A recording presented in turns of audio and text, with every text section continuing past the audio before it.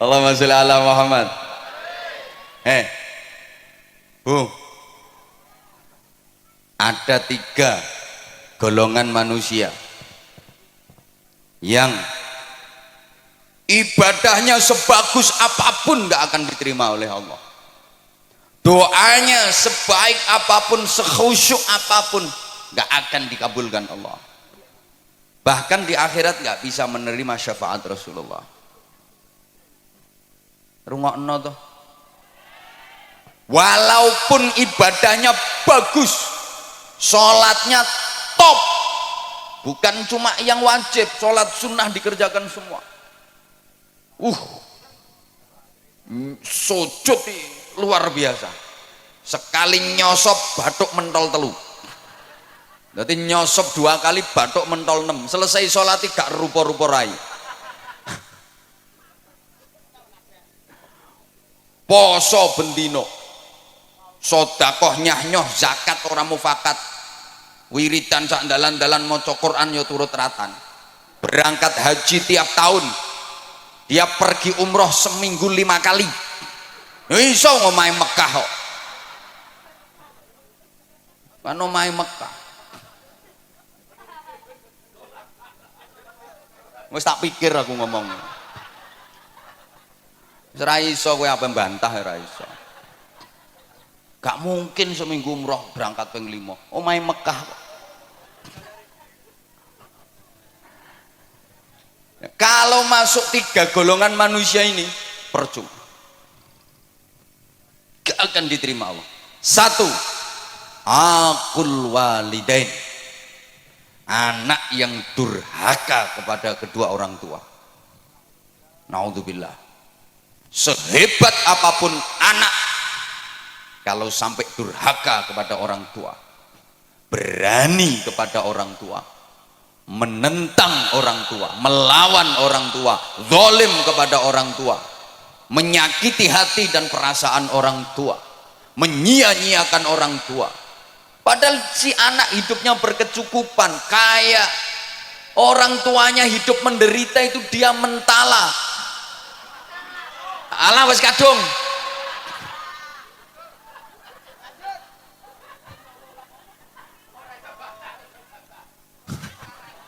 Sing ceramah aku apa sampean? Lah iya.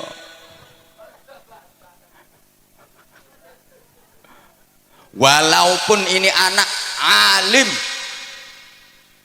mangan kitab entek 2896. Ilmune sundul terop. Saking pintere sampai iso ngraji entut. Ngraji angin ini gampang, ngraji entut. Begitu tit kok.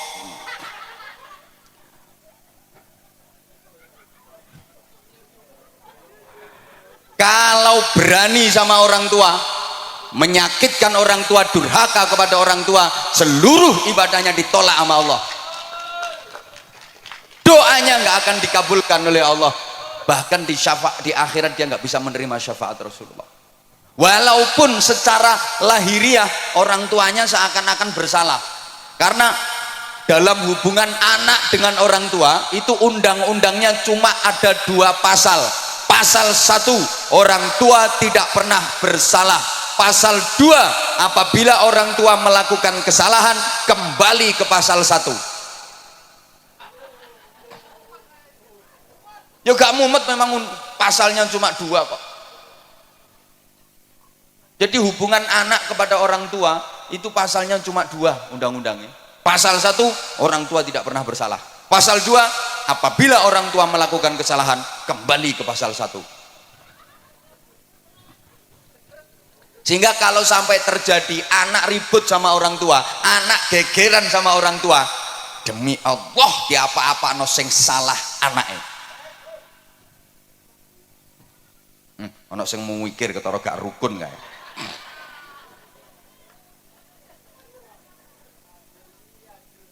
Wajar, karena nggak ada orang tua, nggak ada anak. Orang tua itu menjadi sarana, lantaran wujudnya manusia di alam dunia, betul? Boleh kene ono sing tanpa wong tua, jadi orang bejudus tepa lemah. apa meletek teko watu. Maka saya di mana-mana katakan selamanya anak nggak mungkin bisa membalas budi kepada orang tua, nggak mungkin anak bisa membalas jasa orang tua, nggak mungkin bisa. Orang tua pernah gembol anak, anak nggak pernah gembol orang tua. Wong tua tahu ngeden ngetokno anak, anak gak tahu ngeden ngetokno wong tuane. Ngedene yang ngetokno gedang goreng. Loh, orang tua merawat anak itu lama dan ikhlas, nggak ada yang berharap imbalan. Nah, aku ngerumat kowe sampai selawe tahun, saiki kon wis dadi tentara. Ayo hitungan sedina aku njaluk upah 50.000. Nggak ada. Lah anak kalau merawat orang tua itu ya cuma sebentar, itu pun pamrih, sulit ikhlas. Kadang orang tuanya sakit itu, anak limo iso geger sak dulur. Sing ngramut ya sampean, oh sampean bagiannya paling akeh kok. Biasanya ngono kuwi lambe-lambe kudungan.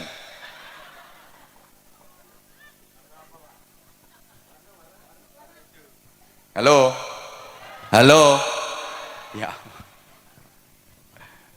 Rungokno, orang tua merawat anak itu yang diharapkan hidupnya anak, sing diharap-harap uripe. Lah nek anak ngramut wong tua iki mek karo nunggu matine kok. Sorry ya, orang tua itu mau gantiin sakitnya anak, kalau anak nggak mau gantiin sakitnya orang tua. Orang tua rela menggantikan derita anak, kalau anak nggak mungkin mau menggantikan derita orang tua. Saya udah sering kasih contoh, orang tua itu punya anak sakit, anak masih kecil sakit, ya Allah, nangis semalaman nungguin anak nggak tidur, dia nggak rela seekor nyamuk pun menggigit anaknya, hinggap di tubuh anaknya, ditunggoni sampai gak turu, nangis memohon kepada Allah, ya Allah, biar saya saja yang gantiin sakitnya anak saya, asal anak saya sehat.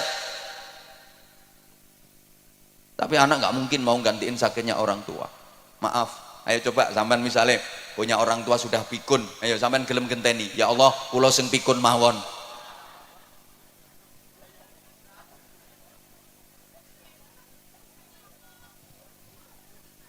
Orang tua tuh punya anak pilek, hidung tersumbat, sing nyumpeli yo umbel, ndak iso ambekan, diapakno?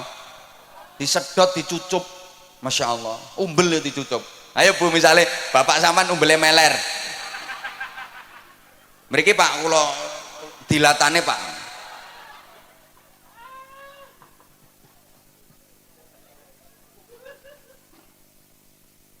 Lah orang tua itu siapa saja? Satu, abul jasad, orang tua kandung, ayah dan ibu kandung. Dua, abur ruh, yang merawat ruh, merawat jiwa, gurunya, kiainya, bunyainya, ustadz-ustadzahnya. Hukumnya sama orang tua. Kalau orang tua kandung itu yang merawat jasmani, kalau guru, kiai, bunyai itu yang merawat rohani. Ini dirungokno apa ora toh? Tiga, yang ngasih pasangan hidup, mertua. Sama, wajib dihormat. Bu, menantu kalau nggak rukun sama mertua, ya sama, itu namanya menantu yang tidak berbakti kepada orang tua, durhaka. Sama. Ada nggak? Ngacung.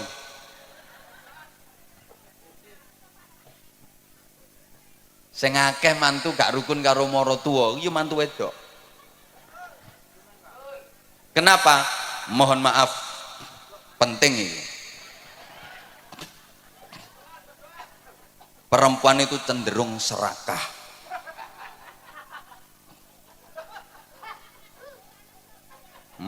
Wong lanang serakah ya eneng kok. Yang mbek kiai wani nyentak apa maneh mbek bojone. Mohon maaf, banyak istri yang tidak merelakan suaminya untuk berbakti kepada orang tua. Banyak suami yang tidak menyadari posisi. Sorry ya, istri sama suami itu beda. Karena istri perempuan, suami laki-laki. Lah yo beda. Istri itu haknya suami. Kalau suami bukan haknya istri, haknya orang tua. Rungokno. Suami itu haknya orang tua. Artinya suami harus lebih memprioritaskan orang tuanya, mementingkan orang tuanya daripada istrinya. Ya sama-sama penting, istrinya penting, orang tuanya penting, tapi perbandingannya lebih dipentingkan orang tuanya daripada istrinya. Ini kalau suami. Beda dengan istri. Istri haknya suami, bukan haknya orang tua. Karena waktu nikah sama orang tuanya sudah diserahkan total kepada suami. Maka istri harus lebih memprioritaskan suaminya daripada orang tuanya. Kalau suami harus lebih mementingkan orang tuanya daripada istrinya. Lah ini yang suka nggak diterima oleh para istri. Suami mau berbakti kepada orang tuanya, dihalang-halangi oleh istrinya. Kadang suami mau ngasih duit ke ibunya, ini si istri ngamuk-ngamuk, diselidiki. Bokai piro makmu mau? Bokai piro makmu mau bokai piro? Ya kekno kabeh kono. Kekno kabeh, ndang ngusungi rono kabeh. Gawa nang gone makmu kabeh kono. Wis, klambimu nang digarono pisan, bantalmu sak sarungmu ngusungi rono. Engko bengi nang kelon karo makmu kono.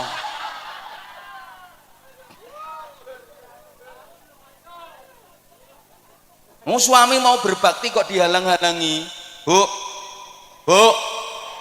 ibu harus sadar, bagi suami orang tua itu prioritas daripada istri. Bu, ikhlas nggih? Relakan suamimu berbakti kepada orang tuanya. Yang orang tua suami adalah mertuamu. Maka istri solehah, calon-calon bidadari surga, itu adalah perempuan-perempuan yang mengikhlaskan, merelakan suaminya berbakti kepada orang tuanya. Suaminya lebih mementingkan orang tuanya daripada dirinya sendiri. Itu perempuan-perempuan solihah, calon-calon bidadari surga. Nggih Bu nggih? Nggih Bu nggih? Jadi misalnya, Bu, suami ibu punya duit 10 juta. Nah, ibu sebagai istri dikasih 3 juta, yang 7 juta dikasihkan ibunya suami. Ikhlas nggih?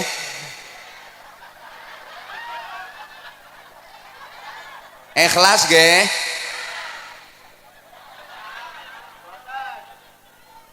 Ikhlas mboten? Mulane angel mlebu swargamu ya ngono.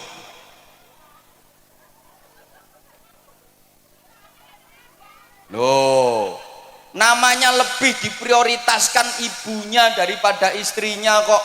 Jadi nek bojomu kuwi ndek duit 1 juta, sampean sebagai istri dikasih 300.000, yang 700.000 dikasihkan ibunya suami, dikasihkan mertuamu. Ikhlas nggih?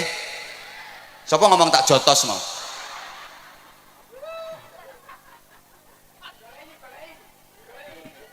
Tak jotos deh. Kuwi istri apa petinju kok? Tak jotos deh. Kalau ibu ikhlas, nah itu gampang masuk surga. Itu istri solehah dan calon-calon ratu bidadari surga. Halo, rungokno. Jadi sampeyan iku Bu, kalau dikasih uang belanja sama suami, sebelum nerima duit itu sampean ngomong, Mas, aku sampean kei duit ngene iki, buke sampean kei to ora? Lek buke sampean kei ya aku gelem nrimo duit iki. Lek nek buke gak sampean kei, aku mau nampani Mas. Buke kei sik kudu luwih akeh. Lek buke wis sampean kei, lagek tak trimo. Ngoten nggih? Pret. Pret.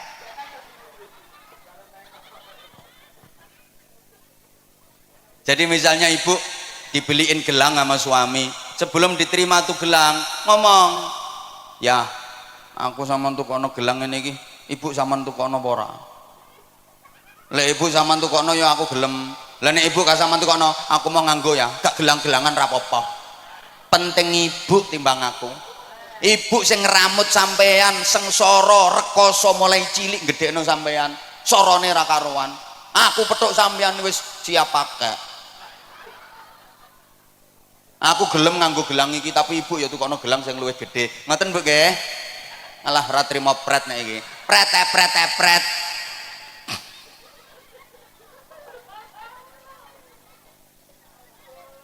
Ibu. Jadi misalnya ibu mau diajak berangkat umroh sama suami, ibu harus ngomong, ya aku kata dijak umroh, ibu zaman jak tega. Lek ambek ibu aku ya gelem melu ya. Lah nek ibu gak zaman jak, aku yang mau podo-podone duwe zaman pas-pasan. Berangkat ambek ibu ae. Aku kari-kari gak apa-apa. Penting ibu timbang aku.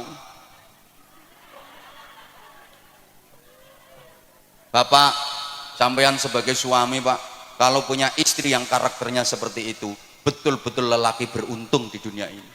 Beja-bejane wong lanang. Subhanallah. Itu istri solihah yang memuliakan suami dunia akhirat. Betul Pak. Kalau Bapak punya istri dengan tipikal seperti itu, aku pesen Pak, ramuten sing apik, jangan sia-siakan. Betul Pak. Perempuan seperti itu Pak, sebelum mati jangan dikubur dulu.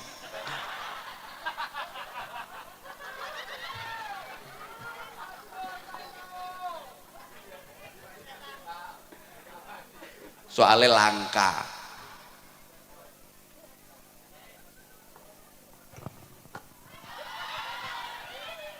Lo udah 1,5 jam loh ini. Yang kedua, yang kedua, mahal yo gak melok urun kok. Yang ibadahnya pasti ditolak, doanya nggak mungkin diijabah. Dan di akhirat nggak bisa menerima syafaat Rasulullah adalah para istri menengok. Lu memang iya kok.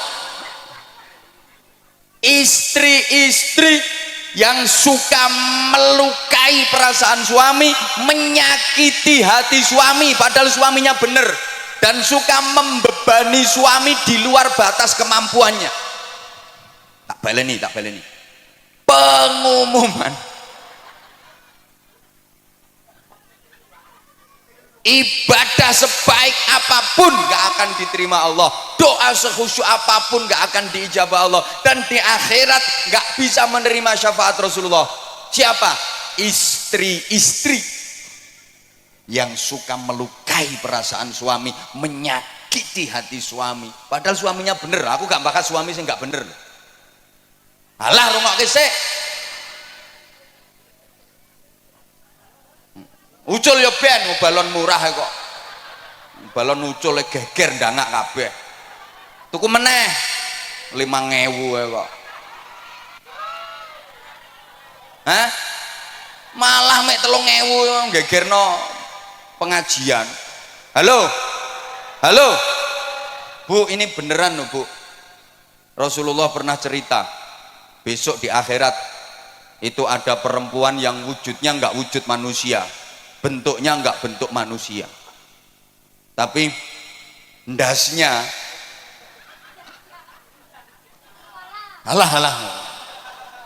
ndasnya itu ndas celeng, terus awak menengok lagi, awaknya awak khimar. Wis gampangane ndase celeng awake jaran. Hi. Ngeri. Ndase celeng awake jaran. Siapa itu? Ya tadi perempuan yang suka membebani suami di luar batas kemampuan. Wong suami lo penghasilannya sebulan ini lo cuma 2 juta. Nek njaluk blonjo saulan sampai 250 juta.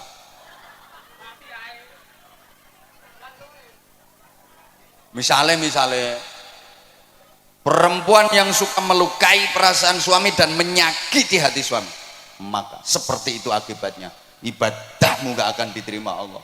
Tiwas dawir lambemu lah, dikir macam-macam, percuma. Doa nggak diijabah, di akhirat nggak bisa mendapat syafaat Rasulullah.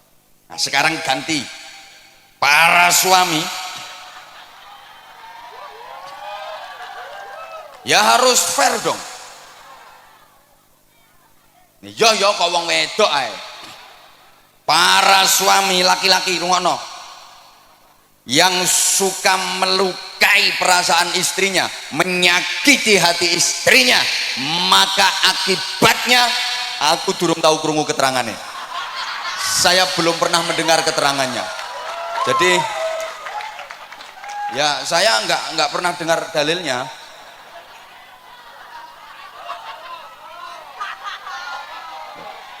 Lah nanti kalau saya sampaikan yo malah keliru kabeh. Saya nggak pernah denger kok.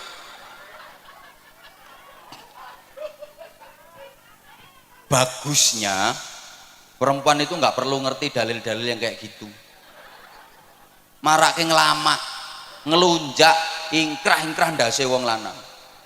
Lho wong istri itu lo nggak ngerti dalil lho, suami iso kalah, apalagi ngerti dalil. Malah nyenyek wong lanang. Memang istri-istri itu nggak usah ngerti dalil-dalil kayak gitu, bahaya. Wong nggak ngerti dalil sing lanang kalah kok pemane ngerti dalil. Mulane bro sing urung rapi ya, besok nek rapi golek wong itu sing goblok-goblok kae, gampang dihapusi. Nek pinter-pinter gak iso ngendhalekno nyonyor kae.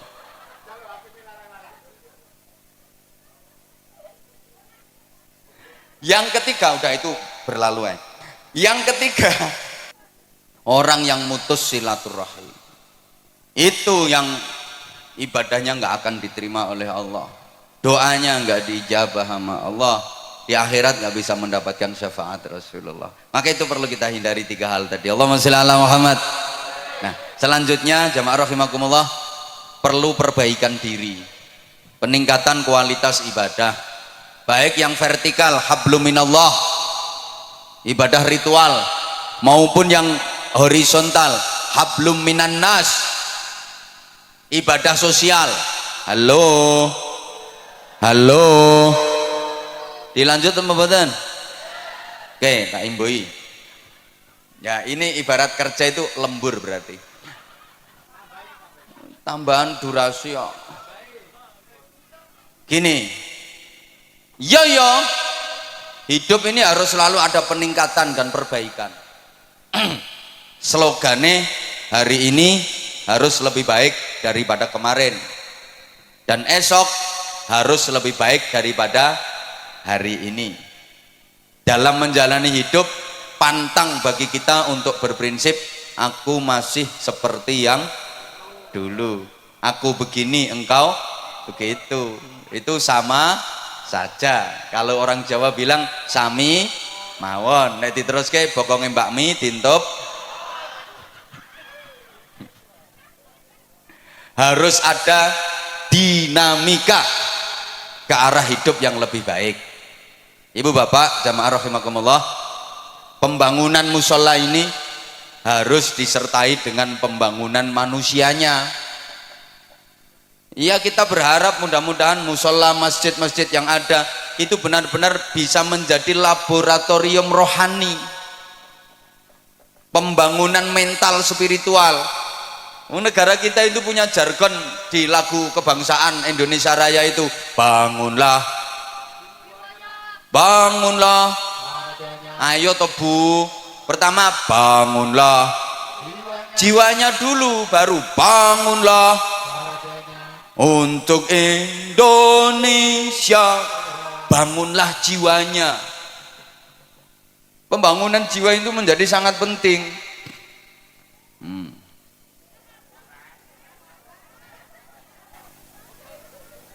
Oke.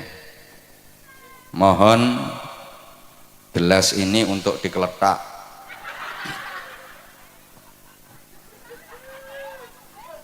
Untuk pembangunan sorban. Nggih. Iya. Nah itu juga termasuk bagian dari perbaikan, nggih Bu nggih. Bu, saya yakin semuanya bawa duit. Kalau nggak bawa duit nggak apa-apa kok, kalung dilepas, gelang dipelorot nggak apa-apa, nanti biar dijual sama panitia. Ini pasti semuanya bawa duit. Saya nggak percaya kalau nggak bawa duit. Ono yang 100.000, ada yang 50.000, 20.000, 10.000, 5.000, 2.000, 1.000. Nanti kira-kira yang disedekahkan berapa? Perlu diingat, sedekah itu yang penting banyak walaupun tidak ikhlas, daripada ikhlas cuma sedikit. Tak baleni, lebih baik sedekah yang banyak walaupun tidak ikhlas daripada ikhlas tapi cuma sedikit. Kenapa? Saya berani bilang lebih baik sedekah banyak walaupun tidak ikhlas. Loh iya, daripada ikhlas tapi sedekahnya cuma sedikit. Karena kalau sedekahnya banyak, terus sedekah banyak, terus sedekah banyak, pasti lama-lama ikhlas. Mesti metu ikhlas ya. Mikir ora ikhlas, terus ngetokno akeh kok ora ikhlas. Tapi kalau sedekah itu prinsipnya yang penting ikhlas walaupun sedikit, sampai mate gak kira sedekah akeh. Dan ciri-ciri sedekah ikhlas, tanda-tanda sedekah itu ikhlas adalah sedekahnya banyak. Tandane wong sedekah ikhlas iku sedekah akeh. Soalnya nek sedekah akeh gak mikir, gak perhitungan. Tak baleni. Tanda-tanda orang ikhlas dalam bersedekah itu adalah sedekahnya banyak. Tandane ikhlas. Soalnya gak perhitungan, duit piro? Wis gak perhitungan. Engko urusan engko, sesuk urusan sesuk. Rezeki akeh sing guri, mesti ditempui, diganti sama Allah dengan ganti yang lebih banyak. Itu tandanya ikhlas. Nah, di antara tanda-tanda orang sedekah tidak ikhlas, itu sedekahnya nilainya kecil, sedekahnya sedikit. Tandane wong perhitungan. Yang duitku karek 200. Engko nek tak sedekahno 50, lak karek 150. Sesuk bayar kreditan 70. Anakku sangune rungokno, nang ngaji gak butuh sangu anakmu. Halo. Maka wong niku nek sedekahe kulino sithik iku tandane gak ikhlas. Ayo bantau. Sedikit banyak itu bukan jumlah dan nominal, tapi prosentase dan pembanding. Ukuran sedikitnya yang ngeleset di bawah sama yang duduk metingkring di atas panggung jelas beda. Jelas beda. Mungkin lek kanggo sampean 500.000 wis akeh. Tapi lek kanggo sing nang dhuwur panggung sithik 500.000 kuwi. Makanya saya bilang bukan jumlah tapi prosentase dan pembanding ukurannya.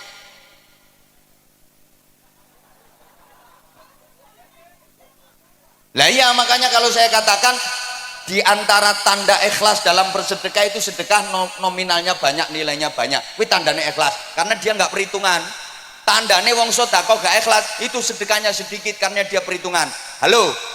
Orang yang beramal di dunia tanpa perhitungan, besok di akhirat Allah yo gak perhitungan, langsung dimasukkan surga sama Allah. Itu namanya masuk surga tanpa hisab. Tanpa hisab itu tanpa perhitungan. Siapa yang dimasukkan surga tanpa hisab, tanpa perhitungan? Ya orang-orang yang waktu di dunia amalnya tanpa perhitungan. Malaikat yang meriksa itu langsung didhawuhi sama Allah, kasih instruksi, malaikat itu orang waktu di dunia amal tanpa perhitungan, udah sekarang langsung masukkan surga tanpa diperhitungkan amalnya. Cepet tuh orang Bojonegoro kok langsung ke surga. Halo. Lah kalau orang di dunia amalnya penuh perhitungan, besok di akhirat Allah juga penuh perhitungan. Dihitung dulu, amal bagusnya ada berapa, amal jeleknya ada berapa. Lebih banyak mana? Tangannya untuk muter tasbih sama untuk kopek jarene. Lebih banyak mana itu? Diperhitungkan semuanya. Lama perhitungan itu. Paham nggih? Paham nggih? Ada yang masuk surga bighairi hisab, tanpa hisab. Itu artinya tanpa diperhitungkan amalnya. Orang-orang yang waktu di dunia melakukan amal tanpa perhitungan, besok di akhirat Allah memasukkan surga tanpa perhitungan. Tapi kalau amal di dunia diperhitung, no, sok no akhirat awas diperhitung karo Gusti Allah.